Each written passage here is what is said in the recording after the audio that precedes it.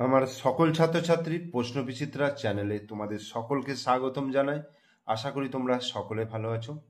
আজকে এই ভিডিওর মাধ্যমে আমরা পড়ব ক্লাস 7-এর তৃতীয় পর্যায়ক্রমিক মূল্যায়নের জন্য গণিতের 3 নম্বর প্রশ্নপত্রের পার্ট 2, অর্থাৎ পার্ট 1-এ আমরা 1-এর দাগের, 2-এর দাগের এবং 3-এর 4-এর দাগের করিয়েছিলাম। এই পার্টে আমরা 5, 6, 7 5, 6, 7 এই 3টে দাগের যত অঙ্ক রয়েছে সব কটা অঙ্ক আমি এই ভিডিওর মাধ্যমে করাবো।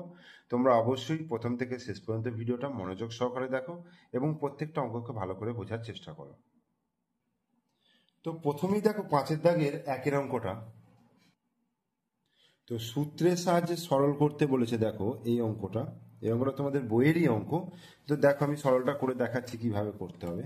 এই সরলটা দেখো, এখানে 3p plus 2q minus 4r, এখানেও কিন্তু 3p plus 2q minus 4r রয়েছে। দেখো দুটো কিন্তু একই রয়েছে। আবার এখানে রয়েছে দেখো 4r minus 2p minus q, 4r minus 2p minus q। তার মানে এখানে দুটো রাশি রয়েছে। এই দুটো রাশিকে আমি যদি ধরে নিই, ধরো 3p plus 2q minus 4r, হ্যাঁ, এটাকে আমি এ ধরে নিচ্ছি। আর এই অংশ মানে দুটো পার্ট রয়েছে, তো দুটো পার্টটাকে আমি আলাদা আলাদা করে কিছু একটা ধরে নিচ্ছি। এটাকে আমি বি ধরে নিলাম, ঠিক আছে, এটা ধরে নিলাম। এবার এ আর বি ধরেছি, যেখানে যেখানে এ ধরেছি এ বসাবো, যেখানে বি ধরেছি বি বসাবো। তাহলে এইটাতে এ ধরেছি, তাহলে এ স্কোয়ার হয়ে গেল, এ স্কোয়ার প্লাস এটা 2, এটা হচ্ছে এ, এটা হচ্ছে বি, তাহলে এ ইন্টু বি প্লাস এটা প্লাস বি স্কোয়ার, ঠিক আছে, বি স্কোয়ার। তাহলে এটাকে আমরা কিভাবে লিখতে পারবো? এ প্লাস বি তার স্কোয়ার, কারণ এ প্লাস বি তার স্কোয়ারের সূত্রই হচ্ছে এটা, A square plus 2ab plus B square. এইবার এটা যেমন শর্টে করে নিলাম, এবার এ ও বি এর মান বসাইয়া, এ ও বি এর মান বসাইয়া পাই, তাহলে মানটা বসিয়ে দাও। দেখো এ এর মান কত আছে? 3p plus 2q minus 4r, ঠিক আছে, এখানে প্লাস আছে। বি এর মান কত আছে? দেখো 4r minus 2p minus q তার স্কোয়ার। ওকে, এবার দেখো মাইনাস 4r প্লাস 4r কেটে গেল। এবার 3p থেকে, দেখো 3p থেকে 2p যদি বাদ দিই তাহলে শুধু p হলো, আর 2q থেকে যদি q বাদ দিই তাহলে প্লাস q হলো তার স্কোয়ার। এবার এটাকে আমি ভেঙে দিতে পারি, তাহলে p square plus 2pq plus q square. তাহলে এটাই কিন্তু অ্যান্সার হয়ে গেল। তাহলে এটা কি বলেছে? যে সূত্রের সাহায্যে সরল করতে বলেছে। সরলতম মান হয়ে গেল এটা।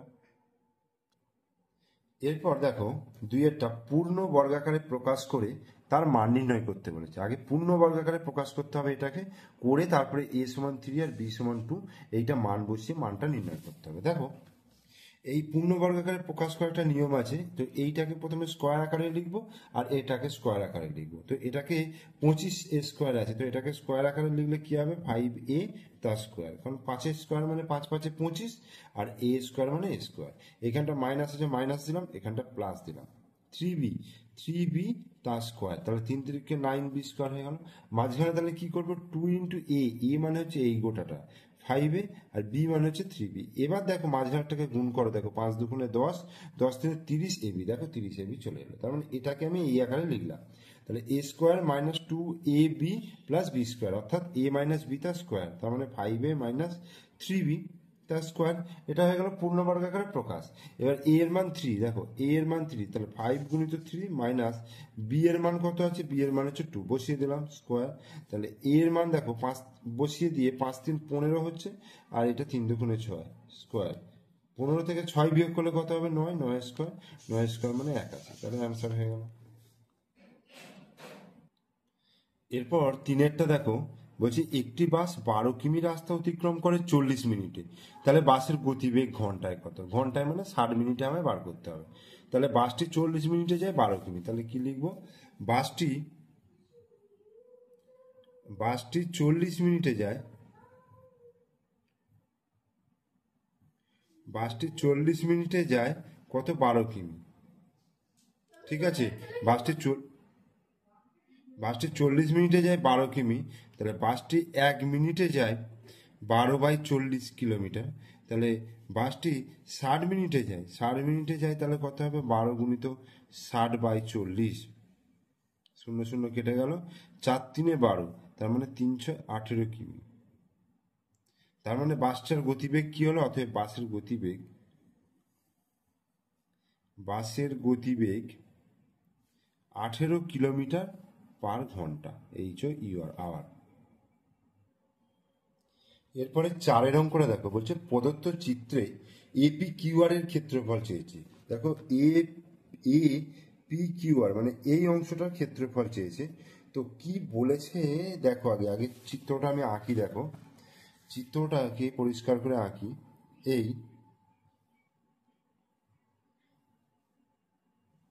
ঠিক আছে, এই হলো এ বি সি ডি। ডিসিটা বলে দিয়েছে 20 মিটার, আর এইটা বলে দিয়েছে 18 মিটার। ঠিক আছে, এবার এখানে 3 মিটার ছেড়েছে, এদিকে 4 মিটার ছেড়েছে, মানে এই অংশটুকু 4 মিটার, এই অংশটুকু 3 মিটার ছেড়েছে। ছেড়ে এ পি কিউ আর এর ক্ষেত্রফল আমাকে বার করতে হবে। ঠিক আছে, তাহলে দেখো এ পি কিউ আর এই অংশের আমি যদি এটাকে যদি দৈর্ঘ্য ভাবি, ঠিক আছে, দৈর্ঘ্যটা তাহলে কত বেরোবে বলো তো? এইটুকু অংশ দেখো 4 মিটার, এইটুকু অংশ এখান থেকে এটা 4 মিটার, তাই তো? তাহলে পি কিউ এর দৈর্ঘ্য কত হবে? পি কিউ সমান হয়ে যাবে 20 থেকে 4 বিয়োগ হবে, 20 থেকে 4 বিয়োগ, তার মানে 16 মিটার। ঠিক আছে, এইটুকু অংশ 16 মিটার হয়ে গেল। আর আর কিউ বা কিউআর সমান কত হবে? দেখো এটা 18, এইখান থেকে এটা 3 মাইনাস যাবে, তাহলে 18 থেকে 3 মাইনাস গেলে তাহলে কত হচ্ছে? 15 মিটার। ঠিক আছে, অতএব এবার এ পি কিউ আর এর ক্ষেত্রফল কি হতে হবে? দৈর্ঘ্যপ্রস্থ পেয়ে গেলাম, তাহলে এর ক্ষেত্রফল সমান 16 মিটার গুণিত 15 মিটার, 16 মিটার গুণিত 15 মিটার। তাহলে 5 ষোলং 80, শূন্য হাতে 8, 16 একে 16 8 24, 240 এই বর্গ মিটার। ঠিক আছে, এরপর 5টা দেখো, সমীকরণ গঠন করে সমাধান করতে বলেছে। মিলনবাবুর বয়স তার ছেলের বয়সের 4 গুণ, 5 বছর পর মিলনবাবুর বয়স তার ছেলের বয়সের 3 গুণ হবে। তাহলে মিলনবাবুর বর্তমান বয়স কত? তাহলে আমি কি ধরে নেব? মিলনবাবুর বয়স তার ছেলের বয়সের 4 গুণ যেহেতু বলে দিয়েছে, তাহলে ছেলের বয়সের 4 গুণ ধরে নিচ্ছি। ছেলের বয়স ধরে নিচ্ছি, ধরি ছেলের বয়স কত? এক্স বছর। ঠিক আছে, যদি ধরি ছেলের বয়স এক্স বছর, তাহলে মিলনবাবুর বয়স কত হবে? ছেলের বয়সের 4 গুণ বলেছে, তার মানে 4x বছর হয়ে যাবে। এবার 5 বছর পর মিলনবাবুর বয়স তার ছেলের বয়সের 3 গুণ হবে, তাহলে 5 বছর পর ছেলের বয়স কত হবে? ছেলের বয়স হবে, দেখো এখন বর্তমান বয়স হচ্ছে এক্স বছর, তাহলে 5 বছর পর কত হবে? এক্স প্লাস 5 এত বছর। আর 5 বছর পরে মিলনবাবুর বয়স হবে তাহলে কত? দেখো মিলনবাবুর বয়স হচ্ছে এখন হচ্ছে 4x, তার সঙ্গে আরো 5 যোগ হবে, তাহলে এত বছর। ঠিক আছে, এইবার বলছে এই যে 5 বছর পর ছেলের বয়স আর মিলনবাবুর বয়স, এটা বলছে মিলনবাবুর বয়সটা বলছে ছেলের বয়সের 3 গুণ বলে দিয়েছে। তাহলে প্রশ্ন অনুসারে কি হবে? এই যে মিলনবাবুর বয়স হচ্ছে ছেলের বয়সের 3 গুণ। এটা হয়ে গেল সমীকরণটা। তাহলে 4x প্লাস 5, তাহলে 4x প্লাস 5 সমান 3x প্লাস 3 5 15 হলো। তাহলে 4x মাইনাস 3x, অর্থাৎ 3xটাকে এদিকে নিয়ে এলাম, 15 মাইনাস 5, তাহলে 4x থেকে 3x বিয়োগ করলে x সমান হয়ে যাবে 10। তাহলে x সমান 10। মিলনবাবুর বর্তমান বয়স চেয়েছে, মিলনবাবুর বর্তমান বয়স হচ্ছে 4x বছর, অতএব মিলনবাবুর বর্তমান বয়স 4 গুণিত 10, অর্থাৎ 10 সালে 40 বছর।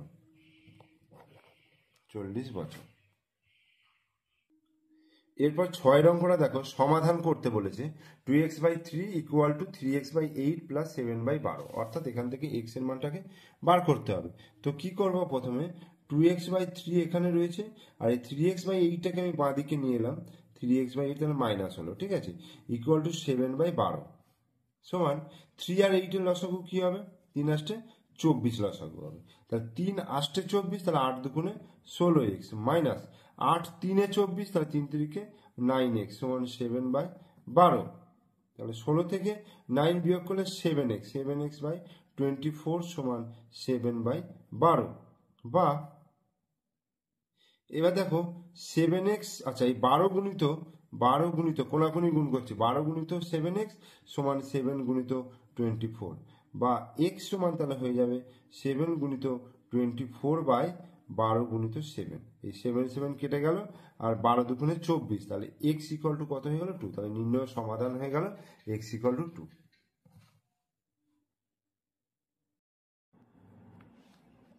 এরপর দেখো 6 দাগের অঙ্ক। 6 দাগের 1 অঙ্কটা কি বলছে, নিচের সমস্যাগুলি সমাধান করো। 1টা বলছে 250 মিটার লম্বা একটা সেতু অতিক্রম করতে 150 মিটার লম্বা একটা ট্রেনের 30 সেকেন্ড সময় লাগে। ওই ট্রেনের 130 মিটার লম্বা একটা প্ল্যাটফর্ম অতিক্রম করতে কত সময় লাগবে? ঠিক আছে, এবার দেখো এই যে 150 মিটার লম্বা একটা ট্রেন কত মিটার সেতু অতিক্রম করছে? 250 মিটার।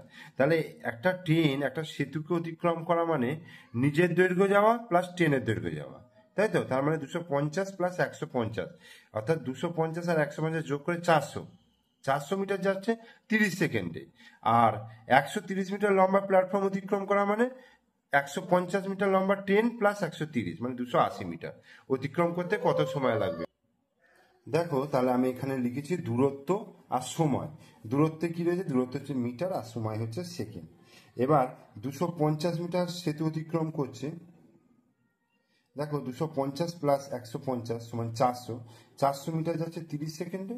আর 130 মিটার কি বলেছে, লম্বা একটা প্ল্যাটফর্ম অতিক্রম করছে, আর 150 মিটার হচ্ছে ট্রেনটার দৈর্ঘ্য। তাহলে দুটো যোগফল 280, তাহলে 280 মিটার যাচ্ছে আমি 1 সেকেন্ডে ধরে নিচ্ছি। তাহলে এটা হচ্ছে সরল সম্পর্ক, কারণ দূরত্ব যত বাড়বে সময় তত বেশি লাগবে।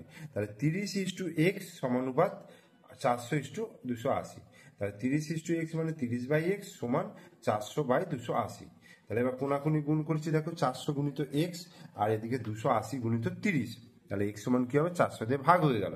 এবার এই দুটো শূন্য আর এখানে দুটো শূন্য কেটে দিলাম, আর 4 7 28, তাহলে 7 3 21 হয়ে গেল। তাহলে ওই ট্রেনের 130 মিটার লম্বা একটা প্ল্যাটফর্ম অতিক্রম করতে 21 সেকেন্ড কিন্তু সময় লাগবে। ঠিক আছে, এবার 2 অঙ্কটা দেখো, বলছে ঘন্টায় 48 কিলোমিটার বেগে ধাবমান 100 মিটার লম্বা একটা ট্রেন 21 সেকেন্ডে পাহাড়ের ভিতর দিয়ে একটা সুড়ঙ্গ রাস্তা অতিক্রম করলো। সুড়ঙ্গ রাস্তাটির দৈর্ঘ্য কত? 48 কিলোমিটার বেগে ধাবমান ঘন্টায়, অর্থাৎ আমি যদি বলি 3600 সেকেন্ডে, 1 ঘন্টা সময় 3600 সেকেন্ড, তাহলে 3600 সেকেন্ডে যায় 48,000 মিটার। ঠিক আছে, 100 মিটার লম্বা একটা ট্রেন 21 সেকেন্ডে পাহাড়ের ভিতর দিয়ে, তার মানে আমার 21 সেকেন্ডে কতটা যাচ্ছে আমি দেখে নেব। ঠিক আছে, দেখো গণিতের ভাষায় সমস্যাটি হলো, তাহলে সময় আর দূরত্ব, সময়টা হচ্ছে সেকেন্ড আর দূরত্ব হচ্ছে মিটার। সময় হচ্ছে 1 ঘন্টা, 1 ঘন্টা মানে 3600 সেকেন্ড, আর 48 কিলোমিটার মানে 48,000 মিটারকে 1000 দিয়ে গুণ করে 48,000 মিটার হলো। তাহলে 21 সেকেন্ডে তাহলে কতটা যাবে আমি এটা এক্স ধরে নিয়েছি।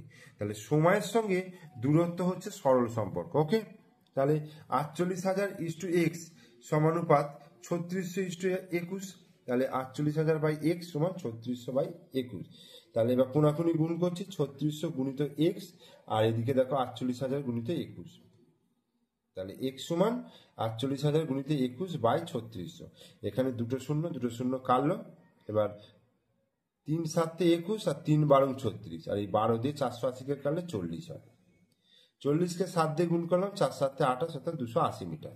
তাহলে সুড়ঙ্গ রাস্তাটির দৈর্ঘ্য তাহলে কি হয়ে যাবে? দেখো 100 মিটার ট্রেনের দৈর্ঘ্য, তাহলে 280 মাইনাস 100 সমান 180 মিটার। কারণ সে 21 সেকেন্ডে বলছে সুড়ঙ্গ রাস্তাটা অতিক্রম করেছে, মানে সুড়ঙ্গ রাস্তাটা গেছে তার সঙ্গে নিজের দৈর্ঘ্যটাও গেছে। তাহলে নিজের দৈর্ঘ্যটা যদি আমি মাইনাস করে দিই 100 মিটার, তাহলে আমি সুড়ঙ্গ রাস্তাটার দৈর্ঘ্য পেয়ে যাচ্ছি 180 মিটার। এরপর 3-এরটা দেখো, বলছে মারিয়াদের 20 মিটার দীর্ঘ বাহু বিশিষ্ট বর্গক্ষেত্রাকার জমির বাইরের চারদিকে 1 মিটার চওড়া একটা রাস্তা আছে, ওই রাস্তার ক্ষেত্রফল নির্ণয় করতে বলছে। তাহলে মারিয়াদের 20 মিটার দীর্ঘ বাহু বিশিষ্ট একটা বর্গক্ষেত্রাকার জমির বাইরের চারদিকে 1 মিটার চওড়া রাস্তা, একটা বর্গক্ষেত্রাকার জমি ধরো এরকম দিয়ে আছে।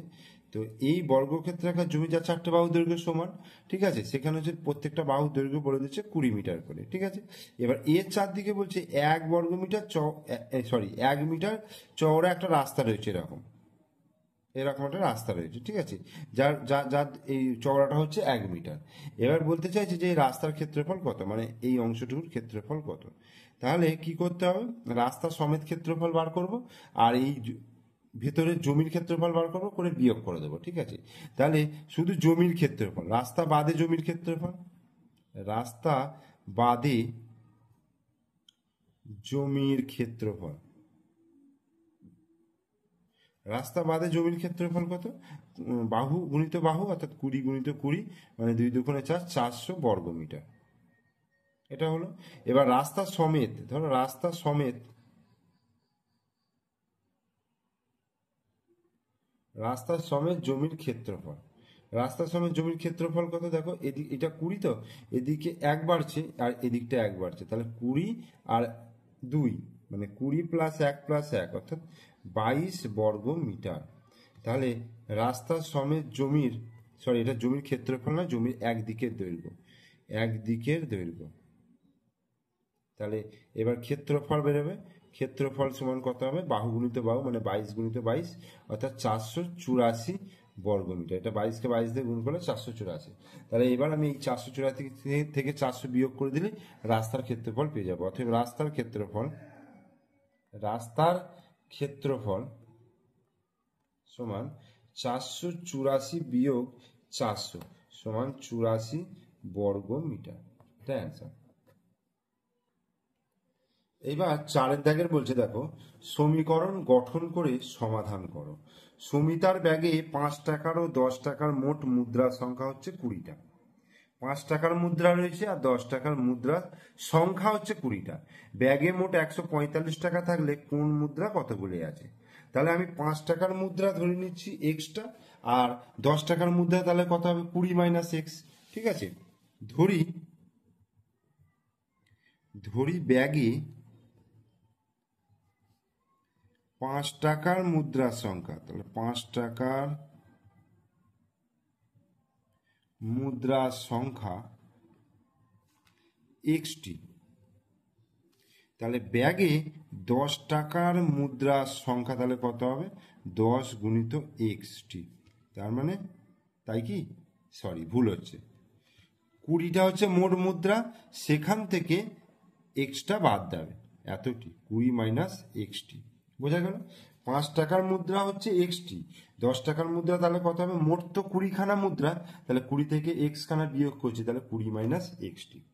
এইবার প্রশ্নানুসারে কি হবে বলতো, মোট টাকার পরিমাণ বলে দিয়েছে 145 টাকা। তাহলে এক্সটা যদি 5 টাকার মুদ্রা হয় তাহলে মোট টাকা কত হবে, 5 গুণিত এক্স, তাহলে 5 গুণিত এক্স যুক্ত, দেখো 10 টাকার মুদ্রার সংখ্যা হচ্ছে 20 মাইনাস এক্সটা, তাহলে 20 মাইনাস এক্স, তাহলে মোট টাকা হয়ে যাবে 10 গুণিত 20 মাইনাস এক্স। এটা টোটাল টাকার পরিমাণ বলে দিয়েছে 145 টাকা, ঠিক আছে।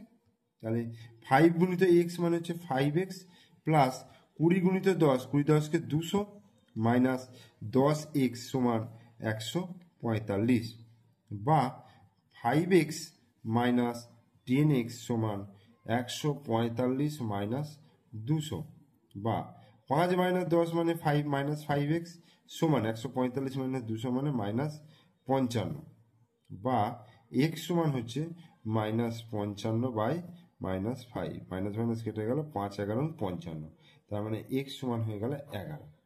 ওকে, x সমান হয়ে গেল 11। তাহলে এখানে কি চেয়েছে, যে কোন মুদ্রা কতগুলি আছে। তাহলে 5 টাকার মুদ্রা আমি এক্সটা ধরেছিলাম, অতএব 5 টাকার মুদ্রা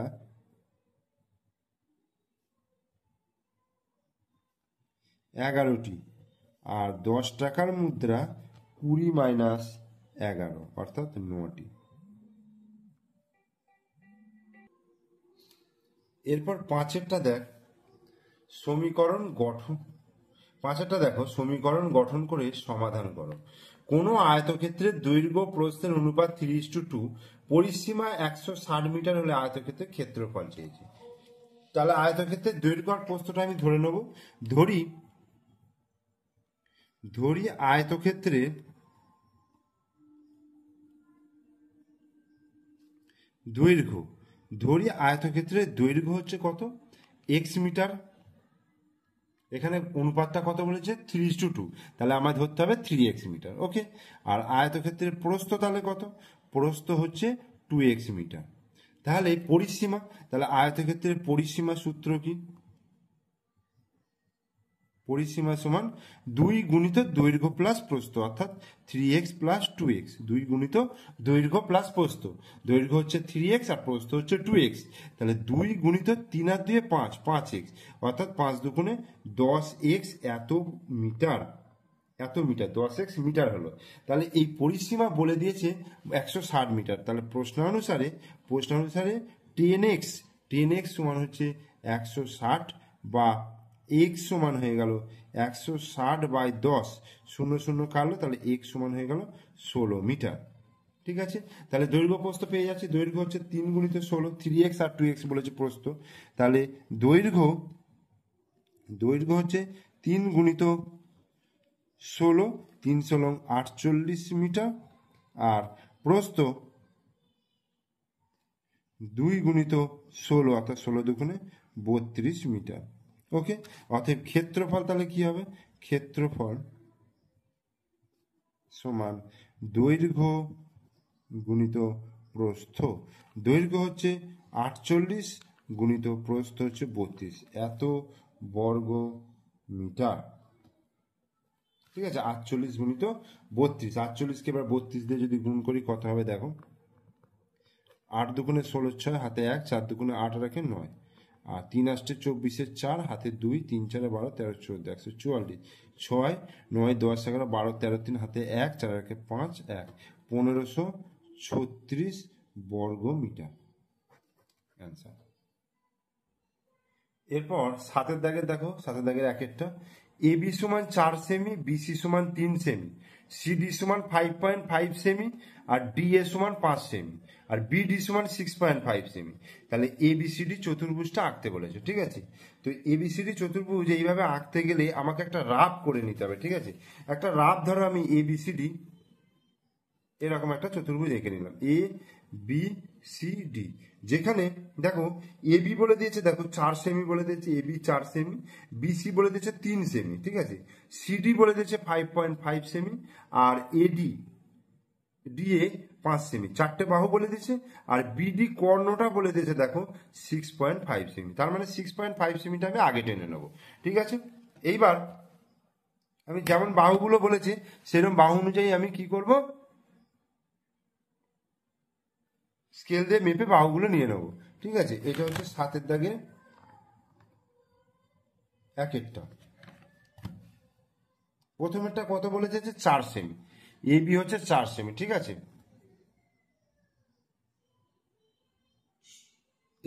এই পর্যন্ত এ বি হচ্ছে 4 সেমি।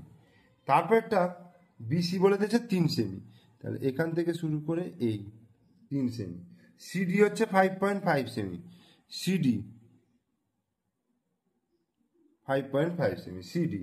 ডিএ হচ্ছে 5 সেমি,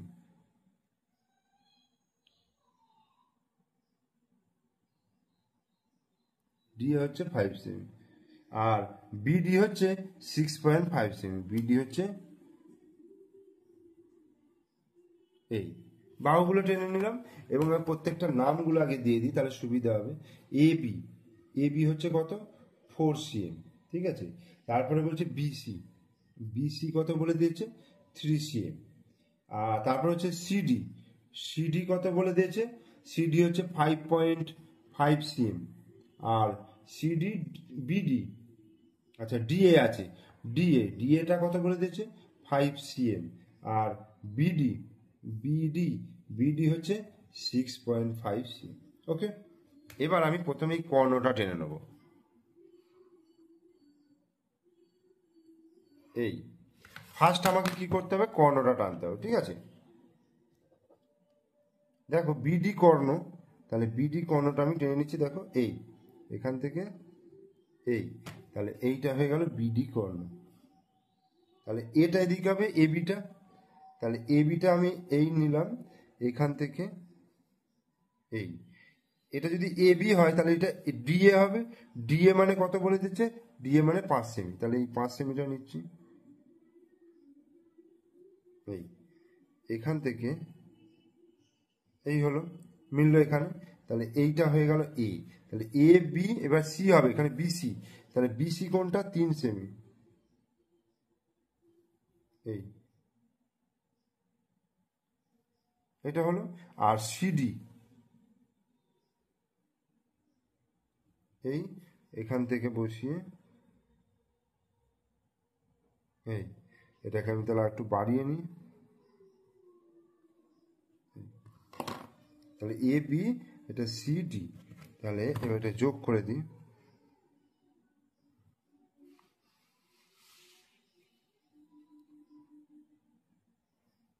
এই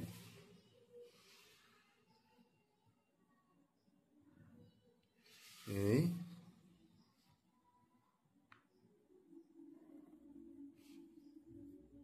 এই হলো। তাহলে এ বি সি ডি হয়ে গেল উদ্দিষ্ট চতুর্ভুজ, যেখানে এ বি হচ্ছে 4 সেমি, আচ্ছা বিসি হচ্ছে 3 সেমি, এগুলো সেন্টিমিটার দিয়ে দাও, আচ্ছা সিডি হচ্ছে 5.5 সেমি, আর ডিএ হয়ে গেল কত? ডিএ হচ্ছে 5 সিএম, আর বিডি হয়ে গেল কত? 6.5 সিএম। ওকে, তাহলে এ বি সি ডি হয়ে গেল একটা উদ্দিষ্ট চতুর্ভুজ। এ বি সি ডি হলো উদ্দিষ্ট চতুর্ভুজ। ওকে, এরপরে আমরা চলে আসবো দুইয়েরটা। দুইয়েরটায় কি বলছে?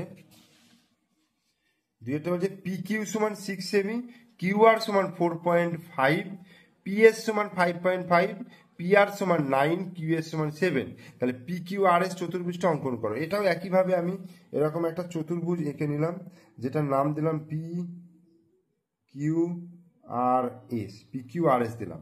তাহলে পি কিউ সমান হচ্ছে 6 বলে দিয়েছে, কিউ আর বলে দিয়েছে 4.5, পিএস বলে দিয়েছে 5.5, পি আর দেখো পি আর মানে হচ্ছে এইটা, তাহলে 9, আর কিউএস বলে দিয়েছে 7। ওকে, তাহলে পি কিউ থেকে এইটা 5.5 আর 7 টানে এইটা পেয়ে যাব, আর এইটা 9 আর 4.5 টেনে এইটা পেয়ে যাবো, করে এটা যোগ করে দেবো। দেখো কিভাবে করছি। আগে বাহুগুলোকে আমি নিয়ে নিই, ঠিক আছে?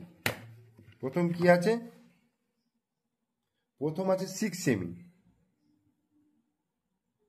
এই 6 সেমি হলো। তারপরে হচ্ছে 4.5,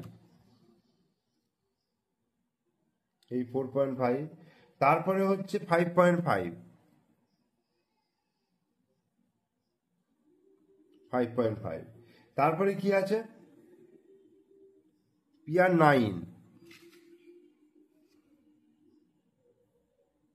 9 হলো, আর কিউএস হচ্ছে 7। এই ঠিক আছে, তাহলে দেখো প্রত্যেকটার আমি নামগুলো দিয়ে দিচ্ছি।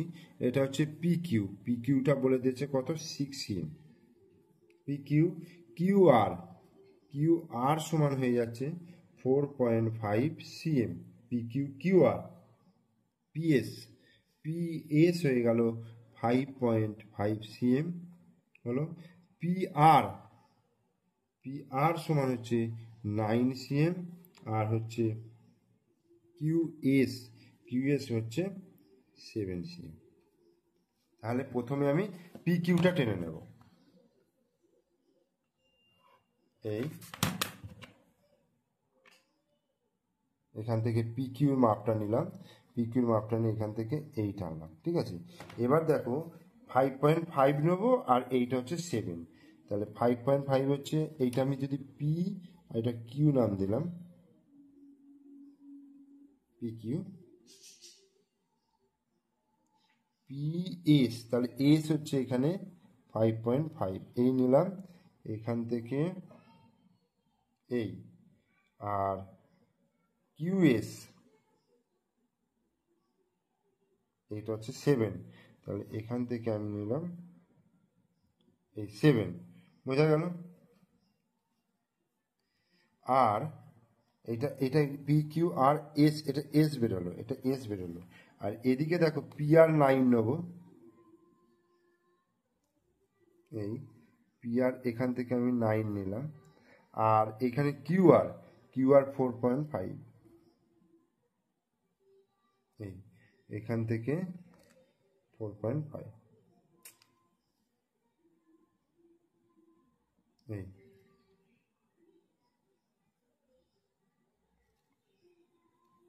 এটা হলো এইটা, তাহলে পি কিউ, এইটা আর হলো, এটা এস হলো, ঠিক আছে। তাহলে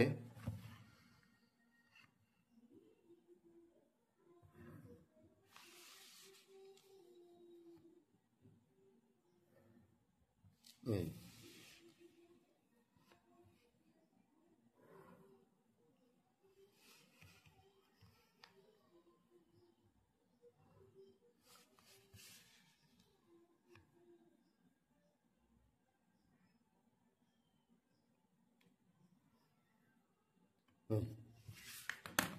তাহলে পি কিউ আর এস এইটা হয়ে গেল একটা চতুর্ভুজ, যেখানে P Q 6 cm, Q R 4.5 cm, PS 5.5 cm, PR 9 cm, আর কিউএস 7 cm। তাহলে পি কিউ আর এস হলো একটি উদ্দিষ্ট চতুর্ভুজ।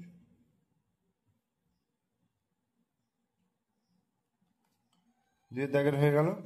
এরপরে আমরা চলে আসি, দেখো 3-এর দাগে একটি সামান্তরিক অঙ্কন করো যার দুটি সন্নিহিত বাহু 6 সেমি এবং 7.5 সেমি এবং ওই বাহুদ্বয়ের অন্তর্ভুক্ত কোণ হচ্ছে 45 ডিগ্রি। কত কত বলে দিয়েছে, 6 সেমি আর 7.5 সেমি। এই 6 সেমি 7.5 সেমি। এই প্রথমে আমি 45 ডিগ্রি, আচ্ছা এটা 6 সেমি বলে দিয়েছে, এটা 6 cm আর এটা 7.5 cm।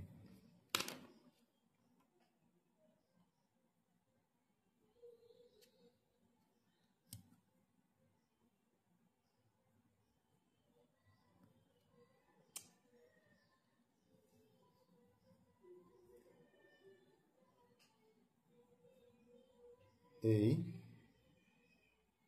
এটা 60 ডিগ্রি হলো, এটা 120, এবার এটাকে অর্ধেক করলে 90 হয়ে গেল।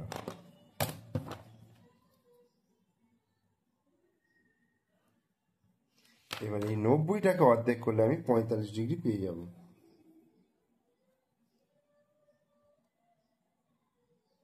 পঁয়তাল্লিশ ডিগ্রি পেয়ে গেলাম।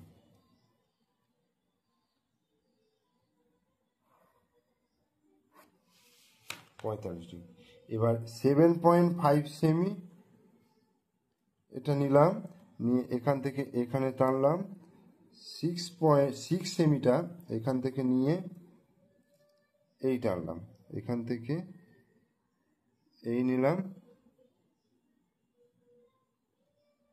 এইখান থেকে করে এই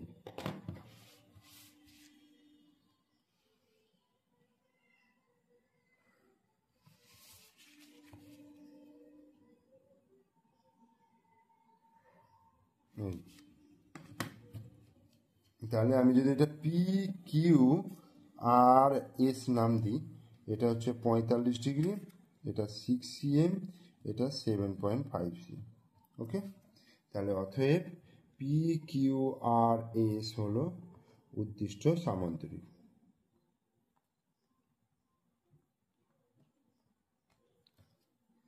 তাহলে আমাদের 3 নম্বর প্রশ্নপত্রের পার্ট 3টা হয়ে গেল, মোটামুটি সবটাই শেষ করিয়ে দিলাম। তোমরা পুরো ভিডিওটা মনোযোগ সহকারে দেখো, ভিডিওটা ভালো লাগলে অবশ্যই লাইক করবে, কমেন্টস করবে, শেয়ার করবে, আর আমার চ্যানেলে নতুন দর্শক হলে অবশ্যই চ্যানেলটিকে সাবস্ক্রাইব করে দিও, পাশে থাকা বেল আইকন প্রেস করে দিও, তাহলে তোমরা পরবর্তী ভিডিওর নোটিফিকেশনটা তোমাদের ফোনে পেয়ে যাবে। ঠিক আছে, তোমরা ভালো থেকো, সুস্থ থেকো এবং ভালো করে পড়াশোনা করো। ওকে।